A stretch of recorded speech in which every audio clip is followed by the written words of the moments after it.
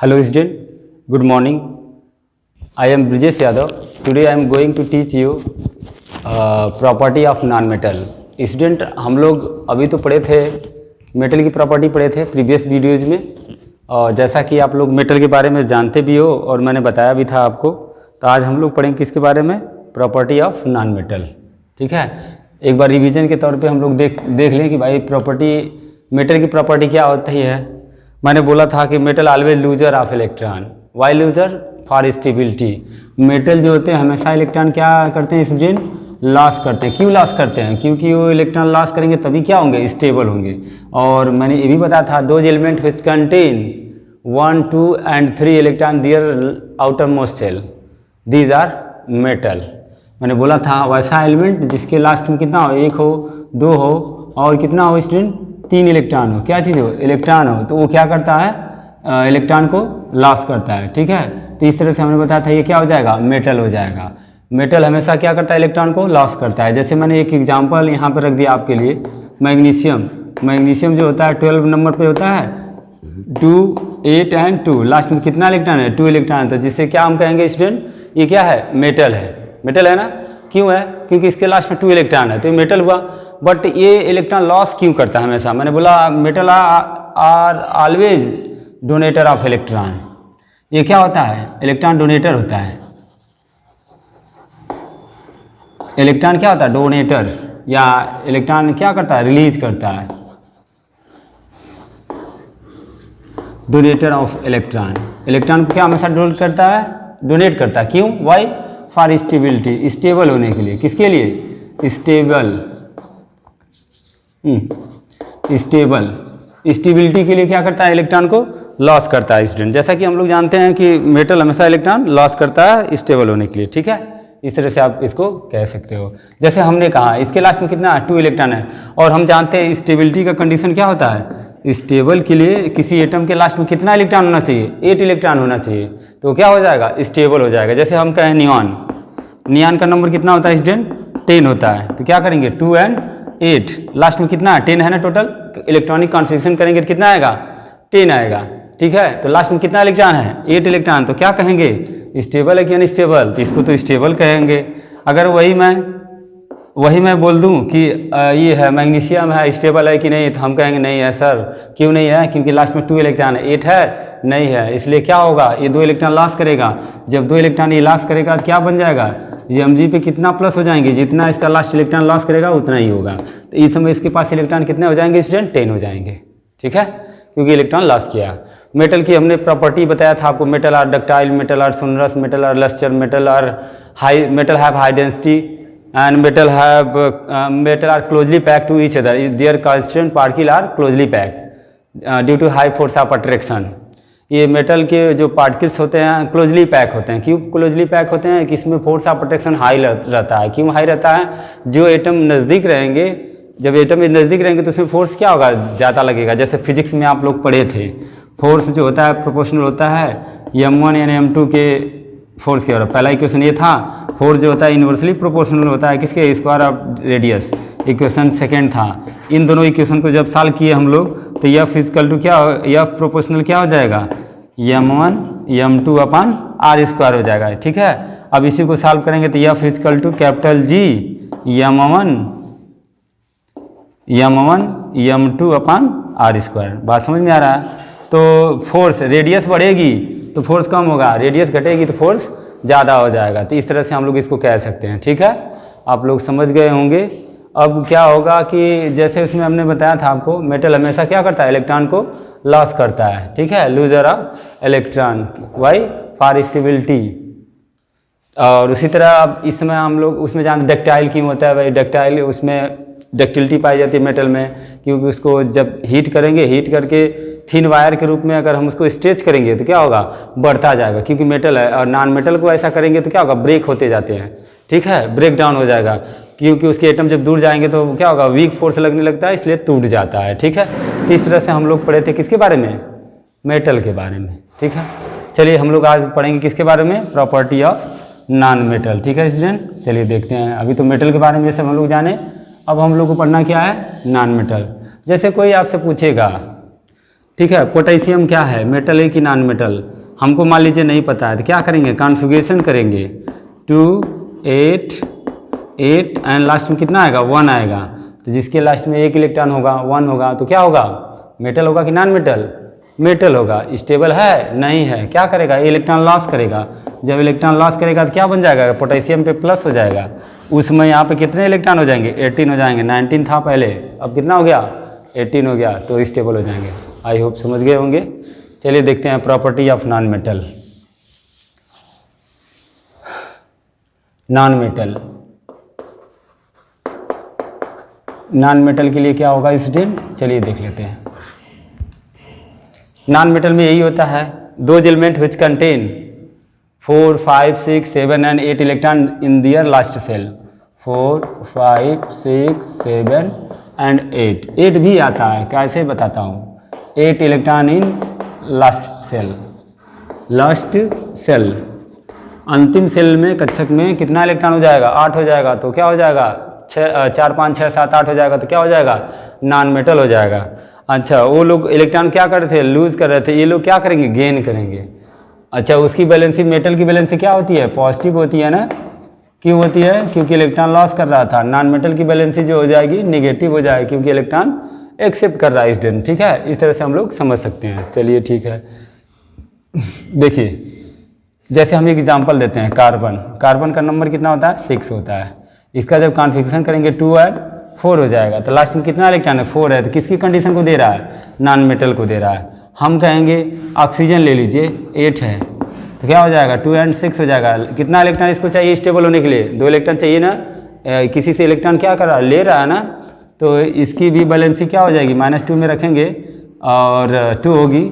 लेकिन इस ये मेटल होगा कि नॉन मेटल, तो क्या कहेंगे, नॉन मेटल होगा। अगर हम नियान को ही ले ले, भले स्टेबल था, क्या था, 2 और 8 था, लेकिन ये पहले क्या है, नॉन मेटल है ना। बोलो, 8 इलेक्ट्रॉन जिसके लास्ट में रहेगा क्या होगा, नॉन मेटल हो जाएगा। तो इस तरह से हम लोग क्या करेंगे, नॉन मेटल पहचान सकते हैं। आ रहा समझ में। जैसे मैं कह दूँ सल्फर, सल्फर का 16 होता है, कॉन्फ़िगरेशन कीजिए 2 8 एंड 6, लास्ट में कितना इलेक्ट्रॉन हुआ स्टूडेंट, 6 इलेक्ट्रॉन। क्या हो जाएगा, मेटल की नॉन मेटल, नॉन मेटल हो जाएगा। ठीक है, जैसे और एग्जांपल लेना चाहते हैं ले सकते हैं। क्लोरीन 17 होता है, क्या हो जाएगा, 2 8 एंड 7, क्या हो जाएगा, नॉन मेटल। इसको इलेक्ट्रॉन चाहिए ना, किसके लिए, स्टेबल होने के लिए। सभी एटम क्या होते हैं, इलेक्ट्रॉन एक्सेप्ट करेंगे या डोनेट करेंगे, किसके लिए, फॉर स्टेबिलिटी। तो ये आप लोग समझ रहे होंगे। ठीक है, तो इस तरह से आप इसको राइट कर लीजिए। ओके स्टूडेंट, आप लोग को समझ में आ गया होगा, इसको राइट कर लीजिए। उसके बाद हम बताते हैं कि नॉन मेटल की प्रॉपर्टी क्या होती है। ठीक है, नॉन मेटल की प्रॉपर्टी पढ़ेंगे, चलिए देखते हैं।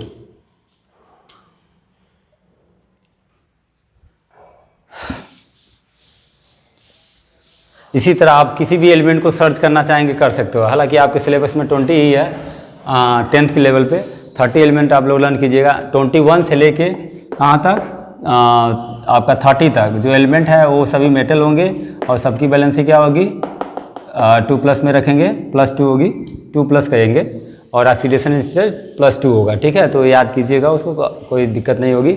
जब आप इलेक्ट्रॉनिक कॉन्फ़िगरेशन या PDF से पढ़ेंगे तब आप इसको समझ सकते हैं। ठीक है, चलिए ठीक है। Property of non metal, property of non metal. Non metal की प्रॉपर्टी स्टूडेंट क्या होगी, जितना उसमें पढ़े थे उसका अपोजिट इसमें कर दीजिए। हम वहाँ बोले थे वो क्या होता है भाई, डक्टाइल होता है, मेलिएबल होता है, मेलिएबल। मेलिएबिलिटी जो होती है क्या होती है, मेटल की ज़्यादा होती है, नॉन मेटल में मेलिएबिलिटी नहीं पाई जाएगी। दूसरा होगा डक्टाइल, डक्टाइल नॉन मेटल जो होता है डक्टाइल नहीं होता, इसको वायर के रूप में बनाया नहीं जा सकता है क्योंकि इसके मालिक्यूल्स ऑलरेडी दूर दूर होते हैं। ठीक है, इसमें इलास्टिसिटी प्रॉपर्टी कहेंगे एक तरह से नहीं पाई जाएगी, इसको खींचा नहीं जा सकता, हीट करने के बाद खींचा नहीं जा सकता। फिर उसमें कहेंगे हाई डेंसिटी इसमें नहीं होता है। अच्छा, एक्सेप्ट ग्रेफाइट, ग्रेफाइट में लस्टर पाया जाता है। ठीक है, सभी नॉन मेटल वैसे चमक नहीं देते हैं, लेकिन मेटल क्या करते हैं, चमक देते हैं। रब करेंगे तो चमक उसमें आएगा, इसमें नहीं आएगा। नॉन मेटल सोनरस नहीं होते हैं, सोनरस मतलब होता है रिंगिंग साउंड। नॉन मेटल को पीटेंगे तो आवाज़ क्या होगा, जैसे देखिए ये नॉन मेटल है तो इसमें आवाज़ वैसा नहीं आएगा। अगर ये आयरन रहता तो आवाज़ क्या, साउंड जो होता आपका शार्पनेस उसमें होता। तो मेटल में सोनरस प्रॉपर्टी हाई होती है क्योंकि मॉलिक्यूल्स क्या होते हैं, एक दूसरे के क्लोज होते हैं, ठीक है। और नॉन मेटल जो होते हैं आपकी डेंसिटी लो रखते हैं।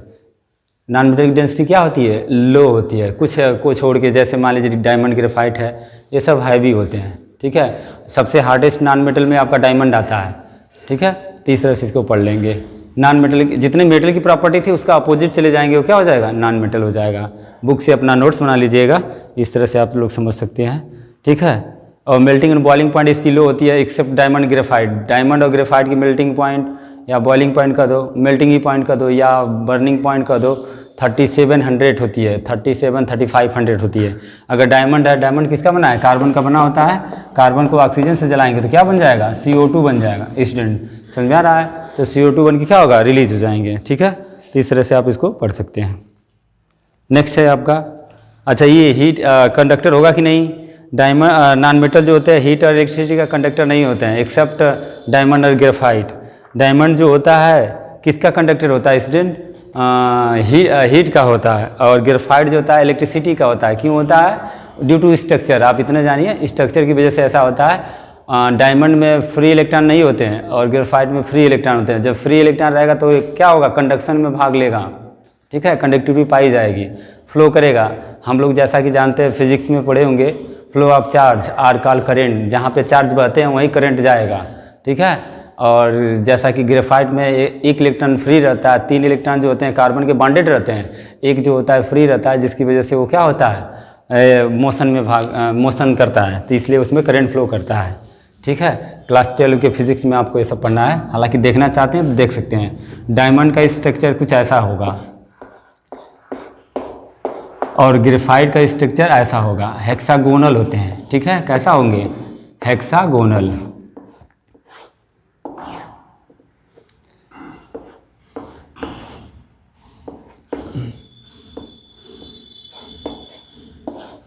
ये हेक्सागोनल होते हैं। यहाँ पे 1 2 3 चौथा इलेक्ट्रॉन फ्री रहता है तो जो करंट में भाग लेता है, इसमें चारों इलेक्ट्रॉन क्या होते हैं, बॉन्डेड होते हैं, इसलिए कोवलेंट कंपाउंड फॉर्म कर लेता है ड्यू टू स्ट्रक्चर। बस इतना पूछा जाएगा तो कर देंगे ड्यू टू स्ट्रक्चर।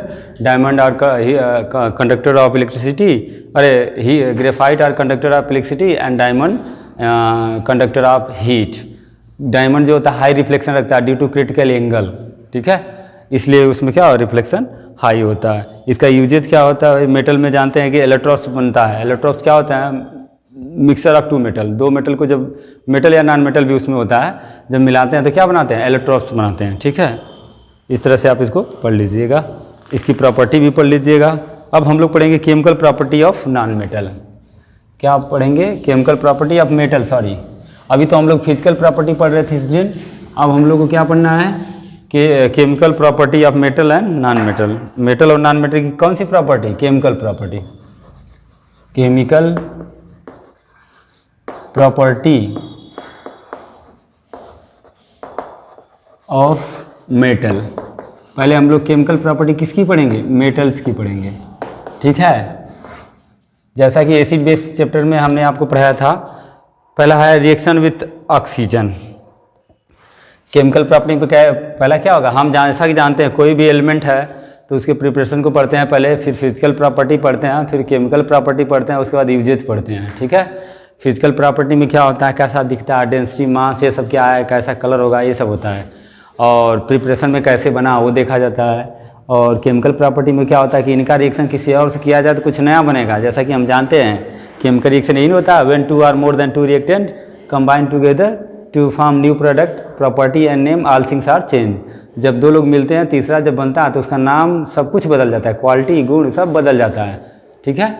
जैसे देखिए अभी पहला हम लोग को पढ़ना है metal react with oxygen. Metal react with oxygen, metal का रिएक्शन किससे करना है स्टूडेंट, ऑक्सीजन से करना है, ठीक है। चलिए देखते हैं, मेटल का रिएक्शन हम ऑक्सीजन से कर देते हैं। जैसे हमने पहला एग्जाम्पल लिया, sodium react with, sodium metal है कि नहीं, आपको नहीं पता होगा तो मेरे फार्मूले से चेक कीजिए। सोडियम Na11 होता है, क्या करेंगे 2 8 and 1, लास्ट में 1 इलेक्ट्रॉन आ रहा है तो मेटल होगा कि नॉन मेटल, मेटल होगा, ठीक है। तो इसका रिएक्शन किससे कर दें, ऑक्सीजन से कर दें, तो क्या बन जाएगा Na2O। कैसे पता चला, रिएक्शन हमने पढ़ाया था, ऑक्सीजन की वैलेंसी 2 होती है, इसकी +1 होती है, ठीक है। इसका इसमें क्रॉस कर दो, क्या बन जाएगा, Na2O बन जाएगा। इसी को बैलेंस करना है तो यहाँ पे 2 कर दीजिए, यहाँ पे 2 कर दीजिए, यहाँ पे क्या करना होगा, 4 करना होगा, ठीक है। इस तरह से आई होप आप लोग कर सकते हो। और रिएक्शन देखिए, मैग्नीशियम रिएक्ट विथ ऑक्सीजन। अगला क्या है भाई, magnesium Mg react with oxygen. इसका रिएक्शन जब करेंगे क्या हो जाएगा, MgO बन जाएगा। क्या बन जाएगा, MgO। इसको बैलेंस करना है, 2 कर देंगे, 2 कर देंगे, first second third. Calcium react with oxygen, इसी तरह कर सकते हो आप। कैल्शियम रिएक्ट विथ ऑक्सीजन क्या बन जाएगा, CaO बन जाएगा। यहाँ पे 2 कीजिए, यहाँ पे 2 बैलेंस करने के लिए। नेक्स्ट है एल्युमिनियम रिएक्ट विथ ऑक्सीजन, क्या बन जाएगा, Al2O3 बन जाएगा, एल्यूमिना Al2O3, ठीक है। इसको बैलेंस करना है तो आप बैलेंस कर सकते हो, ठीक है। देखिए कैसे, यहाँ पे 2 कर देंगे, ये 4 हो जाएगा, ये 6 हो जाएगा, यहाँ पे 3 कर दीजिए, यहाँ पे 4 कर दीजिए। और भी एग्जाम्पल चाहेंगे तो कर सकते हैं, बहुत सा example. Potassium react with oxygen, तो क्या हो जाएगा, K2O हो जाएगा, ठीक है। यहाँ बैलेंस करने के ऑक्सीजन 2 करना है तो यहाँ पे 2 कर देंगे तो ये 4 हो जाएगा, ठीक है। नेक्स्ट है आपका, कोई और एलिमेंट ले लीजिए, जैसे मेटल आपको ख्याल हो, lithium Li react with oxygen, क्या हो जाएगा, Li2O हो जाएगा, लिथियम ऑक्साइड। यहाँ पे 2 कर देंगे, यहाँ पे 4 कर देंगे।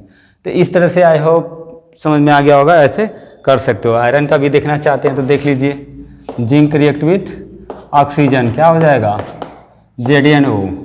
कर लोगे, बोलो, समझ में आ रहा है, ठीक है।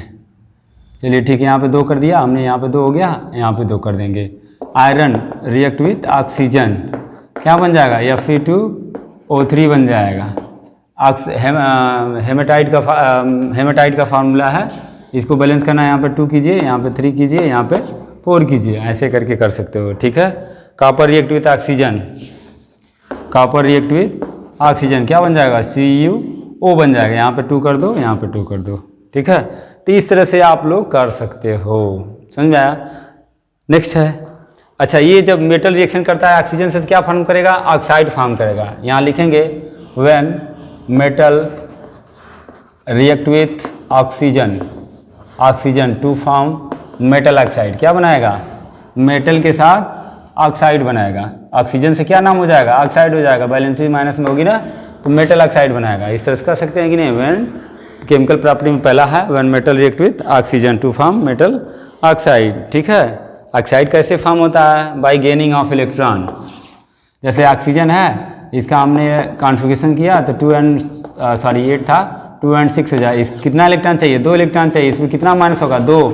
इसका नाम यहाँ पे ऑक्सीजन नहीं होगा, क्या होगा, ऑक्साइड।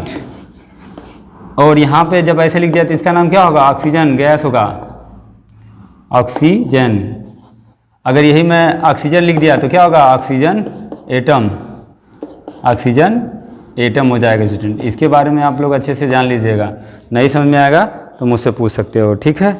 तो मेटल रिएक्शन करेगा ऑक्सीजन से, क्या बन जाएगा, मेटल ऑक्साइड बन जाएगा। एक चीज़ और सुनिएगा, मेटल ऑक्साइड कोई पूछेगा स्टूडेंट एसिडिक होता है कि बेसिक होता है, तो हम कहेंगे बेसिक होता है, क्योंकि सोडियम ऑक्साइड को Na2O को पानी में जब मिलाएंगे तो सोडियम हाइड्रोक्साइड बन जाएगा, क्या बन जाएगा, NaOH बन जाएगा। और कौन सी गैस निकलेगी, हाइड्रोजन। बैलेंस कीजिए, यहाँ पे 2 कर दीजिए, यहाँ पे 2 कर दीजिए, 2 3 सॉरी, Na2 हो जाएगा, 2 हो जाएगा, 2 हो जाएगा।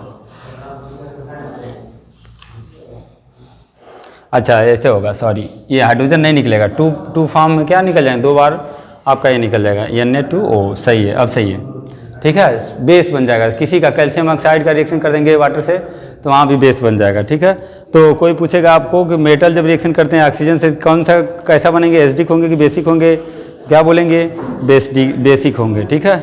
इसी तरह और आगे हम लोग बताएंगे। आज के लिए स्टूडेंट बस इतना ही, नेक्स्ट वीडियो में मिलते हैं तो आपको बताया जाएगा नेक्स्ट प्रॉपर्टी।